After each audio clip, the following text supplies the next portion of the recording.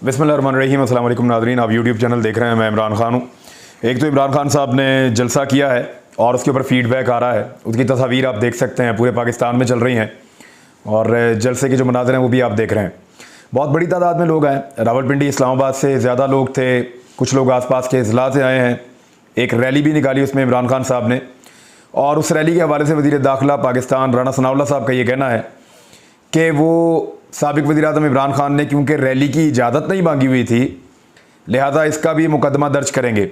अब ये खालिसतन एक पॉलिटिकल एक्टिविटी है। मेरे ख्याल में सियासी मामलात के ऊपर मुकदमात नहीं किए जाने चाहिए, और ये माजी में भी अगर किसी पार्टी के ऊपर हुए हैं तो गलत हैं, और आज भी अगर होंगे तो ये गलत होंगे।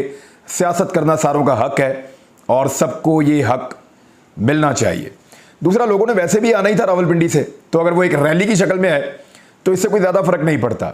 और जितने भी लोग आते हैं जलसों में, जुलूसों में, वो अपने अपने जुलूस लेके जलसों के अंदर रैली की सूरत में ही आते हैं। तो ये गैर ज़रूरी है जो राना सनाउल्लाह साहब कह रहे हैं, लेकिन उनको एक पॉलिटिकल स्टेटमेंट है, उनको देना चाहिए, और वो अपनी पार्टी के लिए पॉलिटिकल स्टेटमेंट देते हैं राना सनाउल्लाह साहब। और उन्होंने ये भी कहा कि मैं फ्रेश शेल मैंने मंगवाए हैं, मैं अब इस मरतबा एक्सपायर आंसू गैस नहीं मारूंगा, ज़रूरत पड़ी तो फ्रेश जो शेल हैं आंसू गैस के वो मारूंगा। और पिछली दफ़ा जैसे उन्होंने किया था राना सनाउल्लाह ने, उसकी मिसाल कम मिलती है पाकिस्तान की तारीख में जितनी उन्होंने आंसू गैस चलाई थी। इमरान खान साहब का खिताब बहुत इंपॉर्टेंट था, इस पर मैं बात करूंगा। और IMF हमारी लकीरें निकलवा रहा है नाक से, ये मरीम नवाज़ ने कहा। क्यों कहा? लोटो के मामले पे मरीम नवाज़ साहबा के साथ क्या हुआ लाहौर के जलसे में, वो भी आपको बताऊंगा। और इस्लामाबाद पुलिस ने एक ट्विटर पुलिसिंग शुरू की है, वो कैसे एक अजीबोगरीब काम उन्होंने किया PTI के जलसे को नाकाम बनाने के लिए, वो भी आपके सामने रखूंगा। और एक और चीज़ मैंने आपके लिए रखी हुई है, और ये भी ख़ास चीज़ आपको इसी वीलॉग में दिखाएंगे। सबसे पहले इमरान खान साहब ने क्या कहा वो सबसे इंपॉर्टेंट है। लेकिन इमरान खान साहब के हवाले से इस्लामाबाद पुलिस जो है वो कभी कह रही थी कि दाएं जानब से पत्थर आया स्टेज के ऊपर, लिहाजा रोका जाए, ये किया जाए। और ट्विटर के ऊपर अहकाम जारी कर रही थी कि पाकिस्तान तहरीक इंसाफ की इंतजामिया अब ये करे, अब ये करे, अब ये करे। और फिर इस्लामाबाद पुलिस ट्विटर पे बता रही है कि स्टेज के पीछे एक बंदा खड़ा हुआ है और वो मशकूक आदमी है। यानी ये ट्विटर के ऊपर कौन सी पुलिसिंग हो रही है? और वो बंदा शायद इनका ट्विटर का मैसेज पढ़ के ही भाग गया शायद। तो मामला ये है कि ये पुलिस का काम है सिक्योरिटी प्रोवाइड करना, ना कि इन चीज़ों को पॉलिटिसाइज करना। ये एक पॉलिटिकल पार्टी के सेल की तरह पुलिस काम ना करे, वो एक रियासती इदारा है और उसको अपनी तौकीर का, अपनी इज्जत का ख्याल करना चाहिए। और एक पॉलिटिकल पार्टी की वफादारी में इतना आगे नहीं निकलना चाहिए गवर्नमेंट की कि वो दूसरी पॉलिटिकल पार्टी को अपना दुश्मन बना ले। यहाँ किसी की भी हुकूमत आ सकती है, आपको कभी काम करना पड़ेगा PTI के साथ, कभी पीपल्स पार्टी के साथ, कभी आपको किसी और पार्टी के साथ, PMLN के साथ आपको काम करना पड़ेगा। तो पुलिस को अपने आप को मैक्सिमम इन चीज़ों से दूर रखना चाहिए, और इदारों की इसी से इज्जत बनती है। जहाँ जहाँ इदारे ये गलती करते हैं कि अपने आप को पॉलिटिकल पार्टीज़ के ज़्यादा करीब ले आते हैं, वहाँ पे उनकी तौहीन शुरू हो जाती है। दूसरा ग्रुप जो है वो गालियाँ देना शुरू कर देता है, जैसा कि पाकिस्तान के बहुत सारे इदारों के साथ हुआ है और आज भी हो रहा है। इमरान खान साहब ने इस जलसे के अंदर कुछ नई चीज़ें की हैं, जैसा कि वो रैली लेकर खुद जलसे में आए। दूसरा, उन्होंने वीडियो के क्लिप्स दिखाए, ये भिगो के इमरान खान साहब ने लगाई हैं, और उन्होंने ये दिखाया और साबित किया कि जब मैं हुकूमत में था तो ये सारे क्या कहते थे। ये सब पेट्रोल के बारे में और महंगाई के बारे में क्या कहते थे, ये आप सुन लें। वो फिर उन्होंने सुनवाया कि ये पेट्रोल तो 70 रुपये सस्ता करना चाहिए, 70 रुपये लीटर होना चाहिए। मिफ्ता इस्माइल कहते थे कि इतने की बिजली होनी चाहिए, पेट्रोल को और सस्ता कर दिया जाना चाहिए। मरीम नवाज़ क्या कहती थी, नवाज शरीफ क्या कहते थे, वो सारे जुमले उन्होंने सुनवाए। और फिर जब इन्होंने कीमतें बढ़ाई तो वो जुमले भी सुनवाए। तो उसमें उन्होंने कहा जी बिल्कुल बढ़ानी चाहिए कीमत, मुल्क की खातिर बढ़ा रहे हैं, मुश्किल फैसले कर रहे हैं। तो इमरान खान ने कहा जब मैं वज़ीर-ए-आज़म था तो तब कम करना मुल्क के मफाद में था, और जब ये बन गए हैं तो ज़्यादा करना मुल्क के मफाद में है। तो ये मुनाफ़कत इन्होंने की है, और एक्चुअली ये मुनाफ़कत है, क्योंकि मेरा काम है कि मैं आपको सही सही बात बताऊं। इन्होंने जो पहले कहा था वो गलत था, और जो बाद में किया इन्होंने वो भी गलत था। या तो पहले ही इमरान खान के दौर में कहते कि कीमतें बढ़ाओ, पाकिस्तान को नुकसान ना दो, उस वक्त ये कहते थे कीमतें कम करो, और जब अपनी हुकूमत आ गई तो फिर कीमतें इतनी ज़्यादा बढ़ा दी कि वो वैसे ही पाकिस्तान का नुकसान है। आलमी मंडी में इमरान खान के जाने के बाद कीमतें कम हुई, $129 से $103 तक आई हैं। तो ये इम्पैक्ट लोगों को मिलता 30% सस्ता होने की बजाय, या 25% सस्ता होने की बजाय पेट्रोल मजीद महंगा कर दिया, और वो 100% महंगा कर दिया लगभग, डीजल और पेट्रोल। तो ये पाकिस्तान के साथ ज्यादती हुई है। इमरान खान साहब का खिताब बड़ा इंपॉर्टेंट था। उन्होंने न्यूट्रल के साथ जो शिकवा किया है वो सबसे ज़्यादा अहम हिस्सा है उनके खिताब का।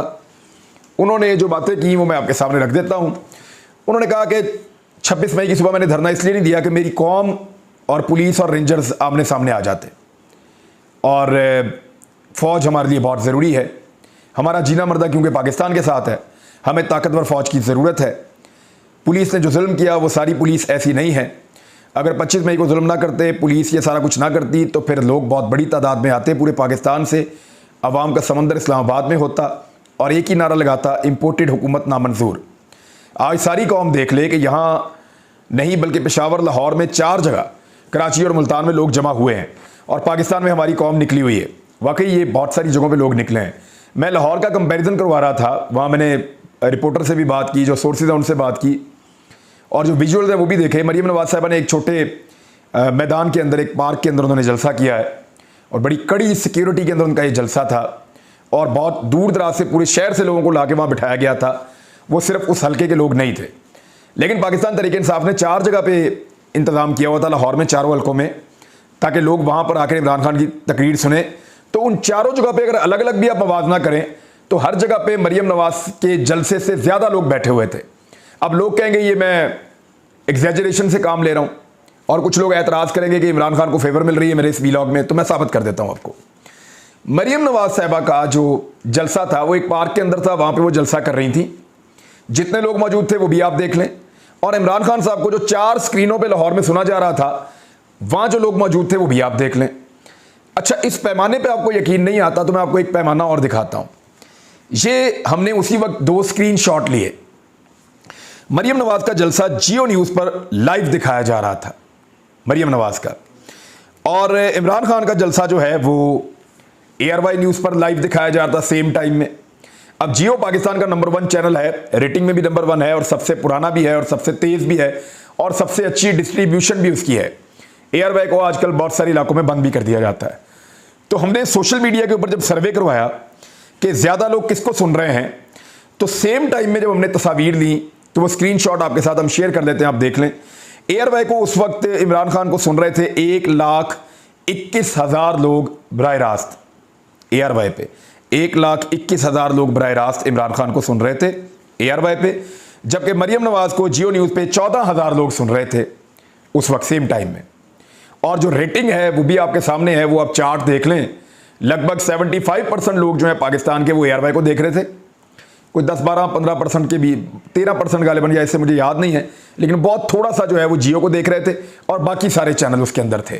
तो 70% से ज़्यादा लोग जो है वो ARY को देख रहे थे। दूसरी रेटिंग में भी, सोशल मीडिया की रेटिंग मैंने आपको बता दी, 1,21,000 ARY और सिर्फ 14,000 जो है वो जियो न्यूज़, यानी 12% आप ये समझ लें, एक तरफ 100 और एक तरफ 12, ये इतना फ़र्क है मरीम नवाज़ के और इमरान खान के जलसे का। तो यहाँ से आपको अंदाज़ा हो जाएगा ज़्यादा लोग किसको सुन रहे थे और लोगों की दिलचस्पी किस में थी। इमरान खान साहब ने कहा कि इदारों को एक पैगाम दे रहे हैं कि अभी भी वक्त है, इन चोरों से मुल्क को बचा लो, कि हम सबके हाथ से गेम ना निकल जाए।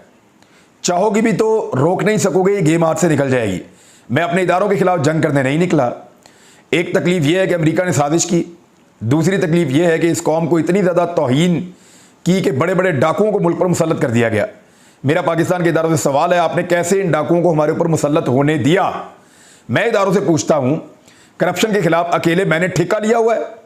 आप ऐसे लोगों को बिठा देते हैं तो मुल्क तबाह हो जाता है। उन्होंने पहले भी चोरी की और अब दूसरा NRO ले लिया है। अब नैब में तरमीम करके 1100 अरब इन्होंने बचा लिया है। इस मुल्क के इदारों से पूछता हूँ कि ये आपका पाकिस्तान नहीं है। अदलिया का काम है कानून की बालादस्ती कायम करना। मैं बड़े एहतराम से पूछता हूँ कि क्या कहीं ऐसा होता है कि मुल्जिम काजी बन जाए, शहबाज शरीफ FIA पर बैठ जाए, नैब पर बैठ के 1100 अरब रुपए का डाका मारे, जजेस से अल्लाह पूछेगा कि बताओ क्या आपने मेरी ज़मीन पर इंसाफ किया कि नहीं, क्या आप ताकतवर को कानून के नीचे लेकर आए या नहीं। वैसे ये बड़ी जिम्मेदारी होती है जजेस के ऊपर या काजी के ऊपर, क्योंकि जितनी बड़ी आपके ऊपर जिम्मेदारी होती है अल्लाह ताला की उतनी पूछ होती है। और जब अल्लाह ताला आपको ताकत देता है तो वो उस ताकत का हिसाब भी आपसे लेता है कि आपने उसको कहाँ पे इस्तेमाल किया है। फिर इमरान खान साहब ने कुछ पुरानी बातें हैं वो करते रहे हैं, लेकिन इदारों से उन्होंने कहा कि आपने इनको NRO लेने दिया, क्या आपको अज खुद नोटिस नहीं लेना चाहिए था, अदालत को उन्होंने कहा। और फिर उन्होंने कहा कि जो अपने मुखालिफिन है पॉलिटिकल के, इंपोर्टेड हुकूमत, cherry blossom, diesel, Asif Zardari, सुन लो हमारा जीना मरना पाकिस्तान में है, मेरी कोई जायदाद पाकिस्तान से बाहर नहीं है, सब कुछ मैंने बेच दिया है, अब जीना मरना यहां है। ये तो वैसे पता है इमरान खान साहब मुल्क छोड़ के तो भागने वाले हैं नहीं। इंपोर्टेड हुकूमत का जीना मरना पाकिस्तान में नहीं है। नवाज शरीफ का एहतसाब शुरू होता है तो वो मुल्क से बाहर भाग जाता है। अब फिर एनआरओ का इंतजार कर रहा है वापस आने के लिए। ये मुल्क नीचे जाता है तो इनको कोई फर्क नहीं पड़ता, ये बाहर चले जाते हैं। जब आसिफ जरदारी इक़्तिदार में आया तो हुसैन हक्कानी के जरिए अमेरिका को पैगाम दिया कि मुझे पाकिस्तानी फौज से बचाया जाए। आखिरत में सबसे सवालात होंगे और पूछा जाएगा, अल्लाह न्यूट्रल से भी पूछेगा कि कैसे इन चोरों को कौम पर मुसल्लत होने दिया। आज छोटे चोर जेलों में हैं और बड़े चोर हम पर मुसल्लत हैं, यानी हुक्मरान बनकर आ गए हैं। फिर उन्होंने भारत के मामले में नवाज शरीफ की जो दोहरी पॉलिसी है, दोगली, वो उन्होंने बताई और मोदी से मुलाकात फौज से छुप कर की, शादी पे बुलवाया। मुझे नौजवानों को समझाना है कि हमें अंग्रेज़ से आज़ादी चाहिए थी। अंग्रेज़ के ज़माने में निज़ाम बेहतर चलता था, कानून की बालादस्ती थी। हमने इसीलिए आज़ादी मांगी कि हम अल्लाह के सिवा किसी के सामने सर नहीं झुकाते। फिर इमरान खान साहब ने कहा कि मैं चाहता हूं कि लोग जो हैं मेरे नौजवान ला इलाहा इल्लल्लाह पर उस तरह भरोसा करें जैसे मैं करता हूं, और वो ये वादा करें और वो ये इस तरह के बन जाएं कि वो किसी के सामने ना झुकें, क्योंकि मैं ज़िंदगी में किसी के सामने नहीं झुकना चाहता और मैंने ऐसा किया है। और मैं नहीं चाहता कि मेरे मुल्क के नौजवान या आने वाली नस्लें किसी के सामने झुकें। तक इतनी, अपना ख्याल रखिए, अपने चैनल का भी। अल्लाह हाफ़िज़।